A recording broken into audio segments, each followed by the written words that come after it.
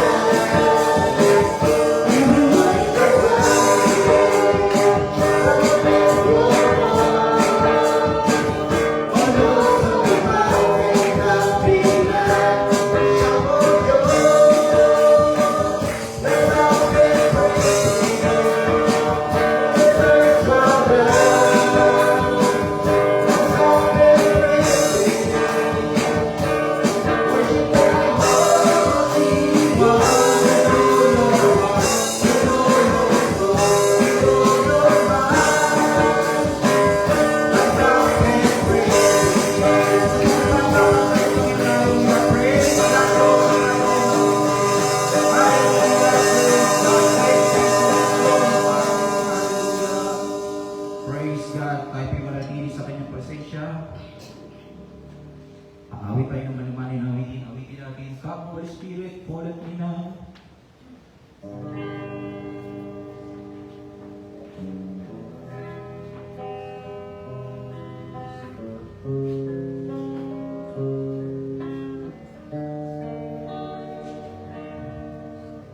Come, Holy Spirit, fall of me now. I need your anointing, come in your power. I love you, Holy Spirit, you captivate my soul, and every day I grow to love you more. Come, Holy Spirit, once again. Come, Holy Spirit, follow me now. I need your anointing, come in your power. I love you, Holy Spirit, you captivate my soul, and every day I grow to love you more. I'm reaching for your heart, you hold my life in your hand. Bring me closer to you, I feel the power in you. Nothing compares to this place where I can see you face to face. I worship you, the Spirit in you. Come, Holy Spirit, follow me now. I need your anointing, come in your power. I love you, Holy Spirit, you captivate my soul, and every day I grow to love you more. I'm reaching for your heart, you hold my life in your hand. Drawing me closer to you, I feel the power in you. Nothing compares to this place where I can see you face to face. I worship you, the Spirit in you. I'm reaching for your heart, you hold my life in your hand. Drawing me closer to you, I feel the power in you.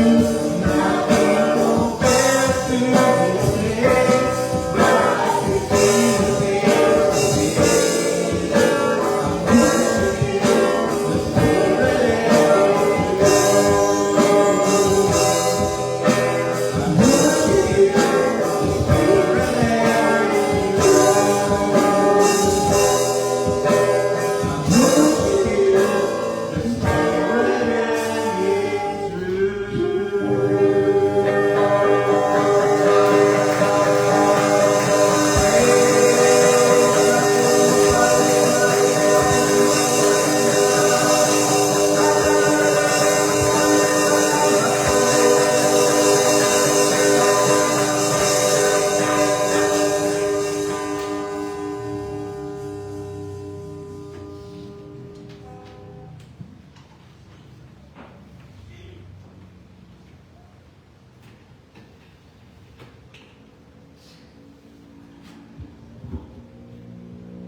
Amen.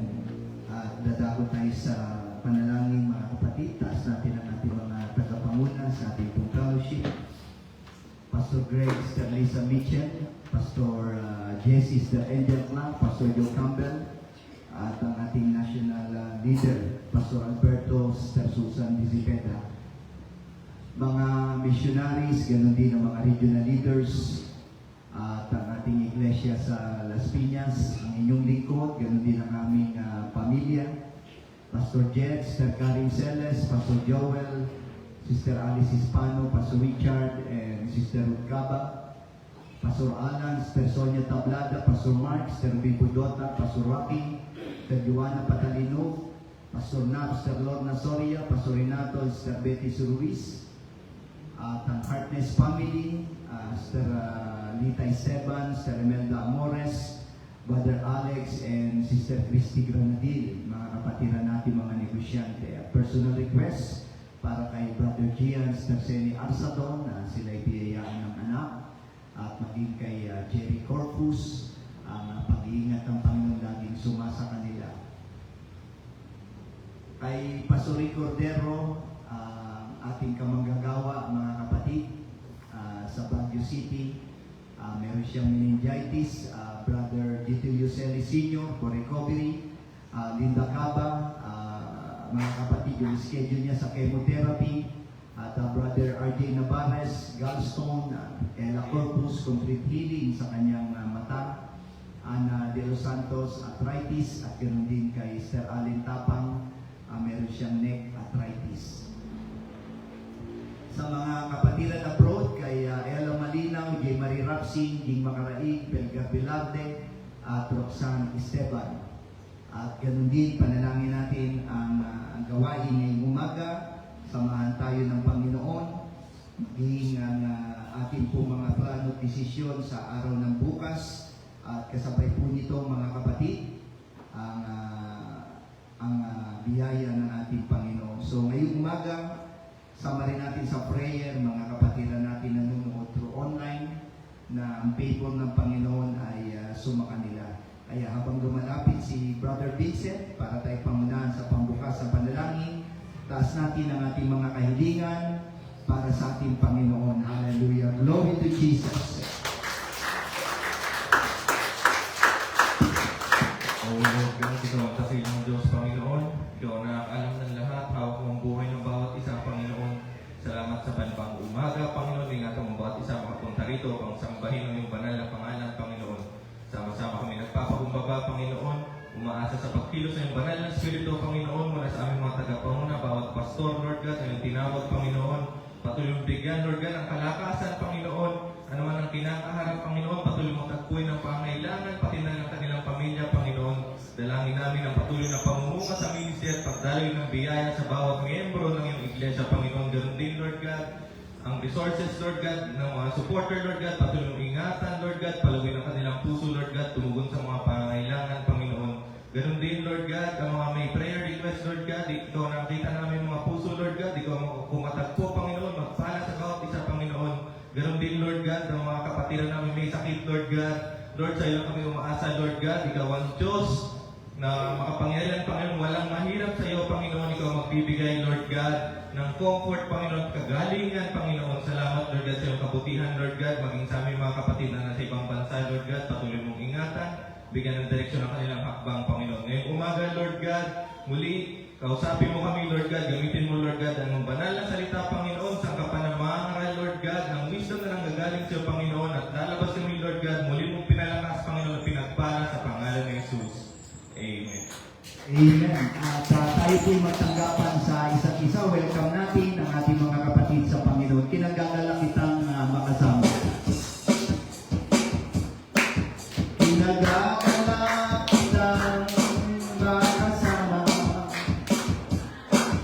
sa Father's House Fellowship tayo'y nakita.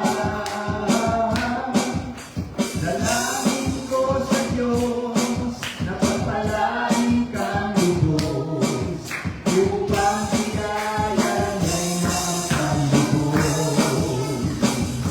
Sa Father's House ay hindi ka nag-iisa. Sa Father's House ay maraming kang kasama.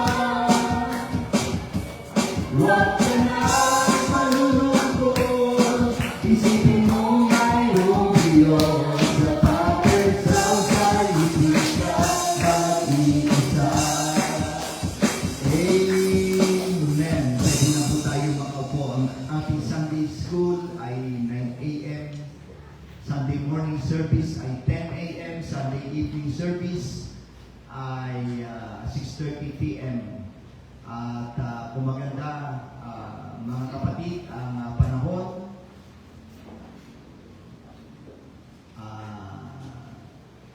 Praise God. So, cancel muna natin yung street preaching mamayang hapon. At Wednesday evening service ay 6:30 p.m. at ang ating panalangin Lunes hanggang Sabado. 13-17 ng July, First Coast Arizona Bible Conference, July 2024, Davao Bible Conference, July 25-26. Ang Tracy Martires ay meron silang church revival at suportahan natin ng araw ng Sabado. Meron silang impact team. Okay, wala na po akong nakalimutan at ngayong umaga parangalan natin ang Panginoon sa pamamagitan ng ating handog at kaloob. Tayo po ay magbibigay sa ating Panginoon. Brother Vincent, pangalan tayo sa panalangin.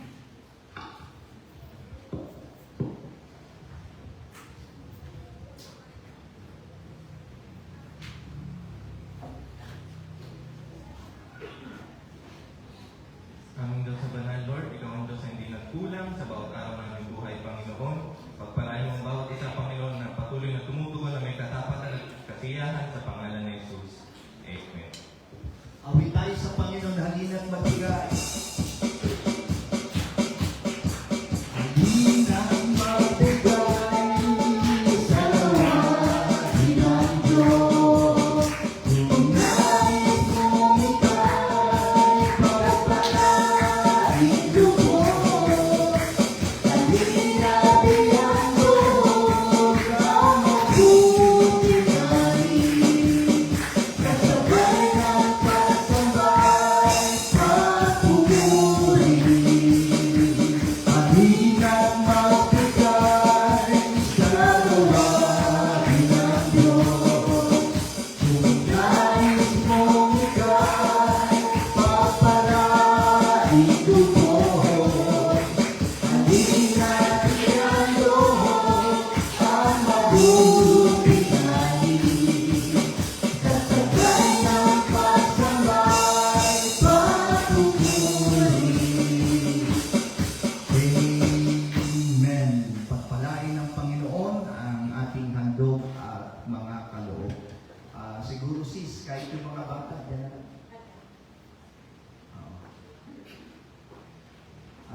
Exodus 28, 29, and 30 sa ating pong mga Biblia. At ganito po ang pagkakasabi. At dadalhin ni Aaron sa kanyang sinapupunan ng mga pangalan ng mga anak ni Israel na sa pektoral ng kahatulan pagka siya pumapasok sa dakong banal na pinakaalala sa harap ng Panginoon na palagi.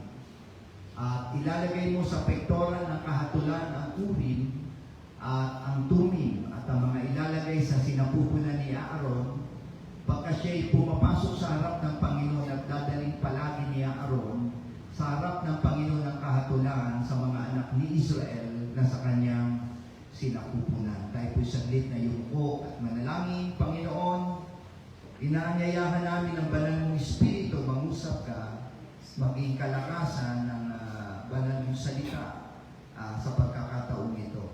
Dakilang Diyos at maingat namin pinabalik ang pagpapasalamat sa pangalan ng Panginoong Yesus. Amen.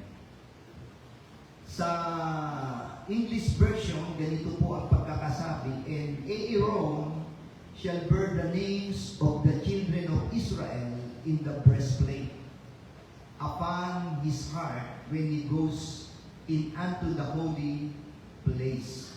No? Kaya pag-usapan natin ngayong pong umaga, the breastplate ministry.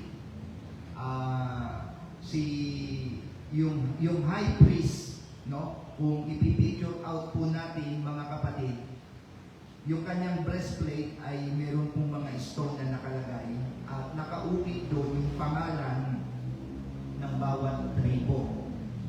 Kaya ano ba yung ministry ng breastplate?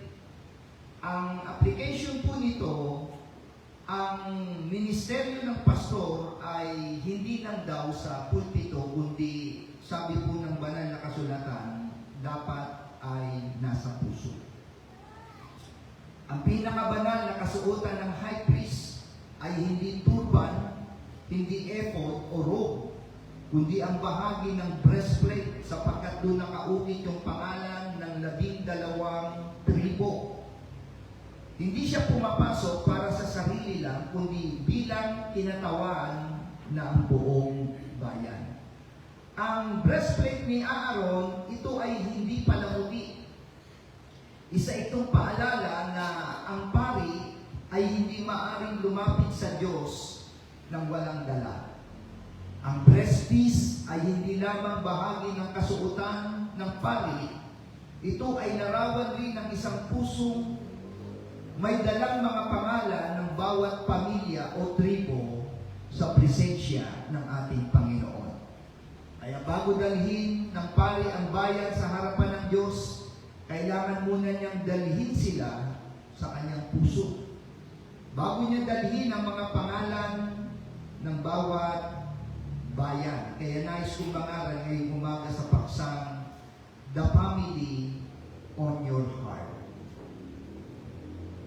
Bilang tinawag ng lingkod ng Diyos, dapat, mga kapatid, lahat ng family members ng church ay nasa puso at balikat ng isang pastor. Kaya hindi idinisenyo yon, yung mga pangalan, at ganun din yung nakalagay doon sa balikat, sa kaliwa at kanan. Ito ay sumisimbolo, mga kapatid, sa family members, no? Sa mga mananampalataya na idinadako ng Diyos sa bawat iglesia na dapat ito ay pinagmiministeryuhan ng pastor. Kaya ngayong umaga, ang tanong sa atin, may mga pangalan bang nabura sa ating puso dahil sa pressure natin sa ministry? May mga pamilya bang isinuko na natin dahil mahirap silang alagaan? May mga sugatan bang pamilya na hinayaan na lang natin umalis dahil mas madali yun kaysa sila ay habulin? Nakalulungkot lang na may mga pastor na kabisado ang financial report, ngunit hindi alam kung aling pamilya ang halos duguan at bumabagsak na. Mas alam natin ang attendance kaysa sa mga luhang bumabagsak sa bawat tahanan. Kaya kapag nangyari ito, hindi lang lumalamig ang ministeryo, kundi unti-unting nawawala ang puso ng pastor. Alam niyo, sa aming panalangin tuwing umaga,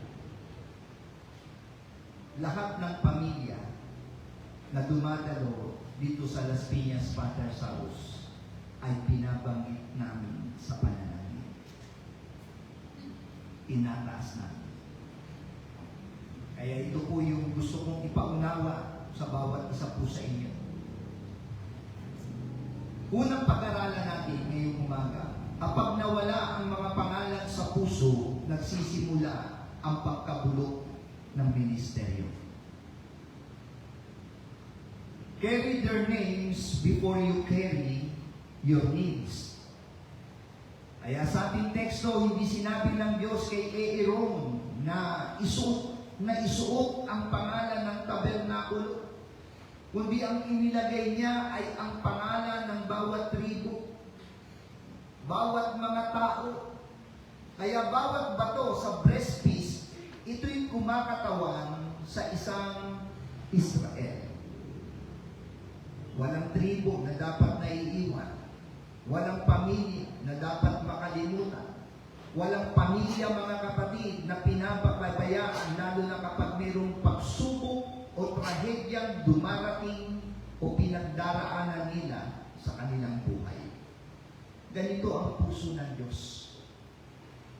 Inuukit niya sa mga lingkod ng ating Panginoon ang bawat tribo, ang bawat pamilya.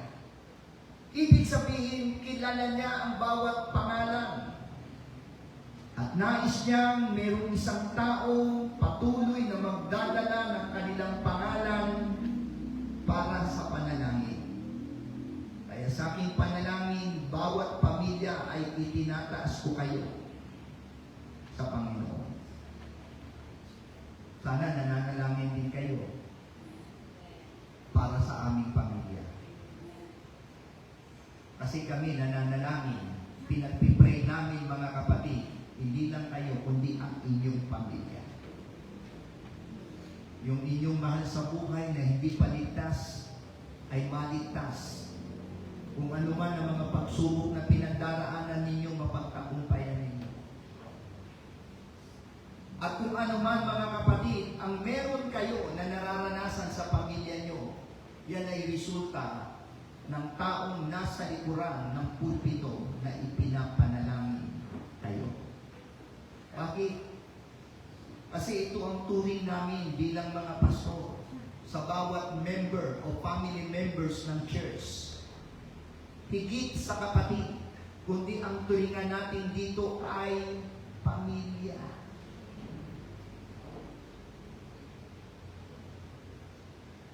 Kaya ang pamilyang nakaukit sa puso, ito ay hindi nakakalimutan sa panalangin. Take note, wala kaming ibinubukod tangi nito. Kundi lahat ng family members na dumadalo rito ay itinataas namin sa panalangin. Kaya ang Diyos ay laging mas interesado sa tao kaysa rin sa sistema o programa. Kaya kapag mas mahal natin ang ating reputasyon kaysa sa ating mga tao, may kailangan tayong dapat pagsisihan. Kapag mas pinaglalaban natin ang ating posisyon kaysa sa isang naliligaw na pamilya, may kailangan tayong dapat balikan. Hindi natin maaaring ipagpalit ang mga kaluluwa sa tagumpay ng ating ministeryo. Kaya ang iglesyang puno ng aktibidade, ngunit kulang sa pagmamalasakit, ay maaaring maingay sa lupa, ngunit tahimik sa langit.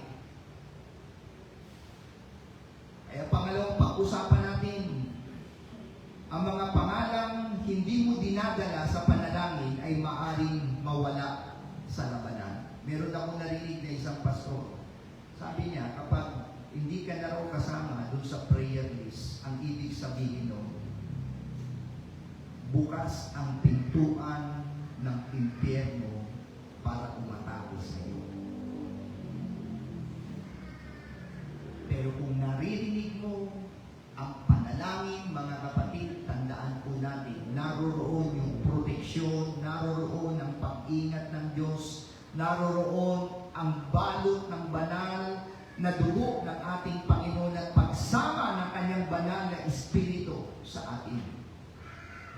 Prayers covers what your presence cannot. Kaya si Aaron ay hindi lamang may mga pangalan sa bibig, kundi dinala niyang mga yaon sa harapan ng Diyos. Kaya ang pamilyang dinadala sa harapan ng Diyos ay mas ligtas kaysa sa mundo. Kaya ang pastor na tumititig na sa panalangin para sa kanyang kawan ay nagsisimulang umasa sa sarili niyang lakas. Maraming pagkabigo ang hindi nagsimula sa kasalanan. Nagsimula ito nang tumigil ang isang lingkod ng Diyos sa pagluho. Kaya mga kapatid, hindi natin maililigtas ang ating mga tao sa galing ng ating pangangaral kung kulang ang ating pananalangin. May mga pamilyang hindi kailangan ng panibagong programa. Kailangan nila ng pastor na iiyak para sa kanila sa presensya ng ating Panginoon. Kaya ang pamilyang iniluluha ng pastor ay bihirang mawala.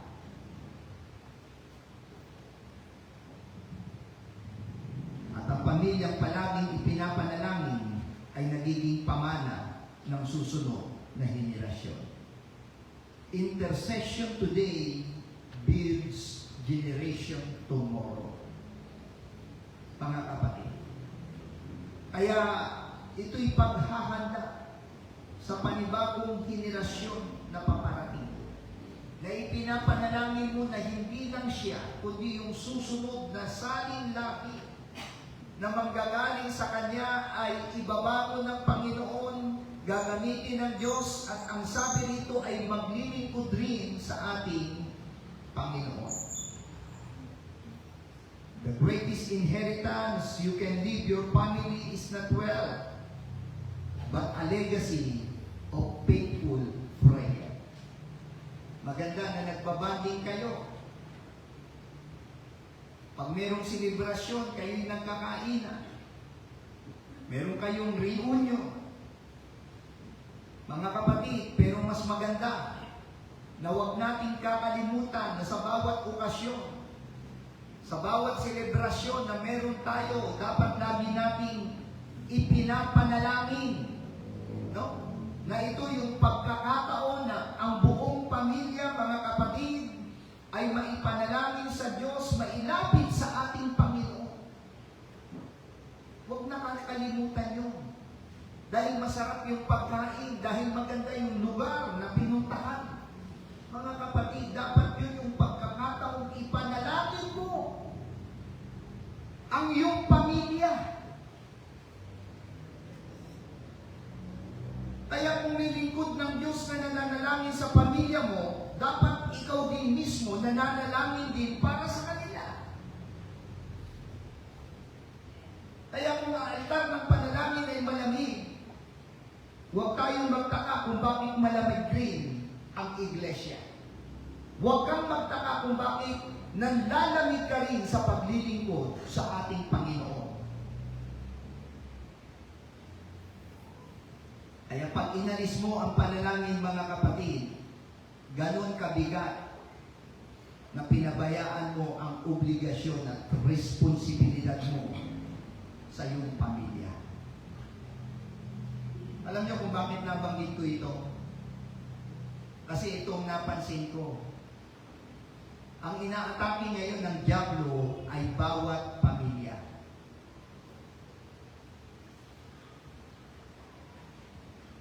Napansin mo ba, may mga anak ka na hindi na nakikinig sa iyo? Nagiging pasaway na. Napansin mo ba na kahit kayong mag-asawa, mga kapatid, ay nagkakaroon ng argumento? May mga diskusyon, may mga pagtatalo. At ang nakakalungkot dito, may mga pamilya na tinatakpan lang nila sa pamamagitan ng kasiyahan ang mga nagaganap at nangyayari sa kanilang buhay, na sa halip na ito ay dapat hinaharap at sinusolusyonan. Para gusto lang nilang ipakita sa ibang tao na ito ang aming pamilya. Pero sa kabilang banda, mga kapatid, meron pong digmaang espiritual na nangyayari. Kaya kapag nangyari yan, ikaw na isang ama, ikaw na isang ina, o ikaw na isang anak, ay nang lamig sa paglilingkod sa Diyos, ipagsusulit mo ang iyong pamilya. At ito nakakalungkot ngayon. Wala nang hamon ang buhay ng bawat mananampalataya sa loob ng kanilang sambayanan. Kaya para sa kanila ay normal lang at ayos lang ang pagiging abala sa trabaho. Na kahit araw ng linggo, mga kapatid, ay isinasaalang-alang ang paglilingkod at pagliministeryo. Kahit araw ng linggo, isinasaalang ang kanyang pakikitungo o relasyon sa kanyang mahal sa buhay, anak o asawa. Madalas lagi natin naririnig kasi naghahabol. Ang tanong, naabutan mo ba?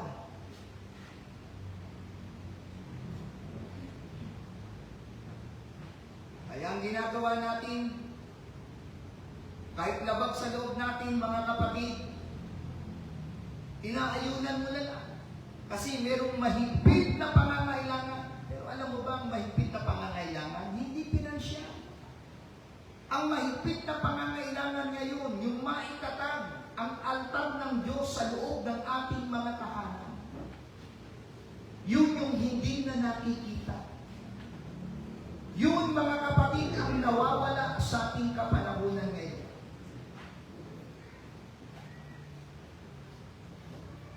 At ito na ang ating pamilya inaatake ng kaaway. Maaaring sinasabi mo, Pastor, hindi pa dumarating. Hindi sa pinapanalangin ko, antayin mo at darating yan.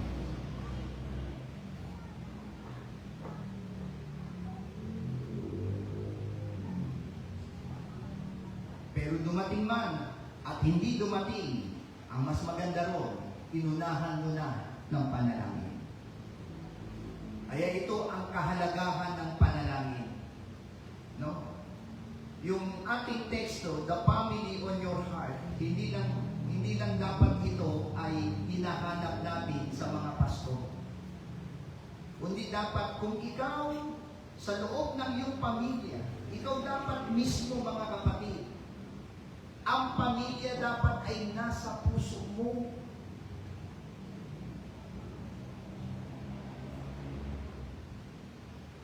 Walang ibang tutulong at dadamay sa iyo bandang huli pamilya mo. Yan ang huwag mong kakalimutan. Kaya huwag mong ipagpalit sa kaibigan mo, sa barkada mo na taga sanlibutan. Huwag mong ipagpalit yan. Pamilya mo pa rin. Kaya ito'y napakahalaga na dapat nating maintindihan. Alam niyo sa pag-aaral, at isa rin sa naobserbahan ko, ang Pilipino ay mapagmahal sa pamilya. Kaya nga maraming naiinganyo mga kapatid, kahit yung mga ibang laki, na gusto nilang makasama habang buhay o gusto nilang pag sila nagkaroon ng pamilya, ang gusto nila, mga kapatid, ay ang mapangasawa ay Pilipina o Pilipino. Tapos tayo namang mga Pilipina, gustong-gusto naman natin makapag-asawa ng ibang lahi. No? Nangangarap ka, sana gusto ko makapag-asawa ng Hapon, ng Puti,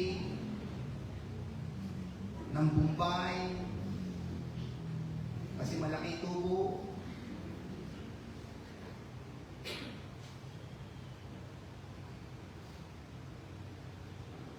Hindi mo na ako magpapatawa ngayon, seryoso tayo. Number 3, huwag hayaang palitan ng trono ang tuwalya. Ang Urim at Tumim ay sumasagisag sa patnubay ng Diyos. Ang pastor ay hindi lang dapat may malaking puso, dapat may direksyon din mula sa Diyos. Paalala na ang pastor ay dapat patuloy na humihingi ng direksyon sa Diyos. Kasi bakit? Hindi pare-pareho ang pangangailangan ng bawat pamilya. May mga pamilyang kailangan yakapin. May mga pamilyang kailangan hintayin. May mga pamilyang kailangan ibalik. May mga pamilyang hindi sapat ang karanasan. At may mga pamilyang nasugatan at nasaktan na kailangan nilang damayan. At may mga pamilya naman na dapat din sawayin. Kaya ang tunay na pastor ay gumagamit ng karunungan ng Diyos sa pag-aalaga sa bawat pamilya. Kaya tama lang. Ang tawag ninyo mga kapatid sa pastor ay tatay. At sa asawa ni pastor ay nanay. Kasi pamilya tayo. No? Pamilya tayo. Ngayong umaga, ang otoridad ay hindi lisensya upang mangibabaw. Ito ay pananagutan upang maglingkod. Ang pastor ay hindi hari ng iglesia. Si Kristo lamang ang hari at tayo ay mga katiwala. Kapag ang titulo ay naging mas mahalaga kaysa sa pagtitiis para sa mga tao, nagsisimula ng mawala ang apoy ng mabuting pastor. Tandaan natin, ang ating mga tao ay hindi pag-aari natin. Sila ay binili ng dugo ni Kristo. Ang Diyos ay hindi naghahanap ng mga pastor na kilala, magaling mangaral, marikit mangusap. Ang hinahanap niya ay mga pastor na faithful.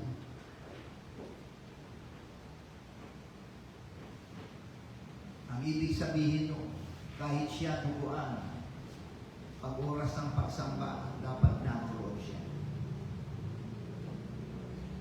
Kung may kalungkutan siyang pinagdaraanan, mga kapatid, kailangan niyang gawing maging masaya siya. Kasi yun ang tungkulin niya sa harap ng Diyos.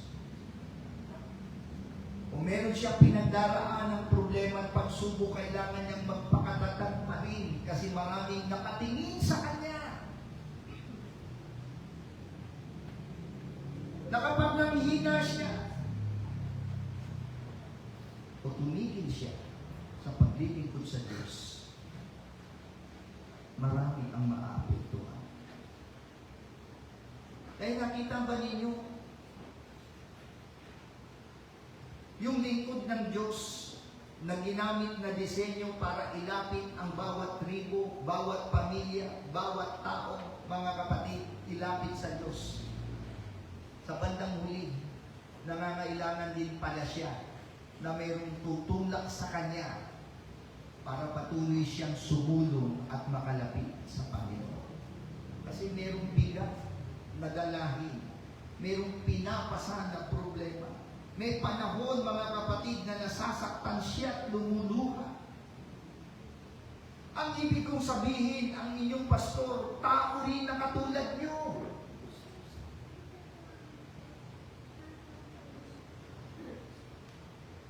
Kung nilalapit namin kayo sa Diyos, isama niyo rin kami mailapit pa rin sa ating Panginoon. Kasi dahil hindi habang panahon, malakas kami. Umaapoy kami. Maganda ang aming kalagayan. Kaya itong sinabi ko, ang hinahanap ng Diyos sa ating panahon ngayon ay pastor na tapat.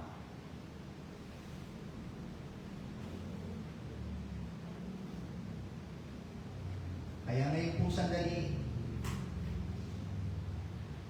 pagtapos ng ating gawain, bago tayo bumaba, mga kapatid, magpaalam kayo kay Leo.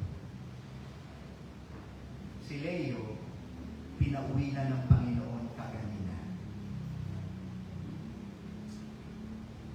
Tayo po'y saglit na yumuko at manalangin.